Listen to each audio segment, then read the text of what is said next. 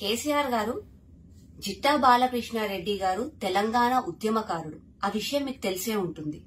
లేదంటే ఇప్పుడు ఉద్యమకారులతో పనేంటి అని చెప్పి మరిచిపోయారా? జిట్టా బాలకృష్ణారెడ్డి గారు చేసిన తప్పేంటి?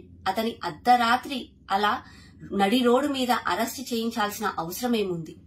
అంటే ఉద్యమకారులు బీజేపీలోకి చేరుతున్నారు, వేరే వాళ్ళు చేరొద్దు అని చెప్పి వాళ్ళని హెచ్చరిస్తున్నారా? లేదంటే రాణి రుద్రమాదేవి లాంటి నాయకులు మీ తప్పులను పొద్దున నుంచి రాత్రి వరకు ఎండగడుతున్నారు, వాళ్ళ నోర్లు ముయ్యడానికి మీరు వాళ్ళని హెచ్చరిస్తున్నారా? మీరు ఏ పనులు చేసినా బీజేపీ వాళ్ళు భయపడే వాళ్ళు కాదు. కానీ ఒక మాట, వావా పోలీస్, తెలంగాణ పోలీస్, మీరు గ్రేట్. మైనర్ అమ్మాయి పైన అత్యాచారం అయితే కేసులు లేవు, అరెస్టులు లేవు. కానీ ఒక తెలంగాణ నిజమైన ఉద్యమకారుణ్ణి నడి రోడ్డు మీద దౌర్జన్యంగా అరెస్టు చేశారు.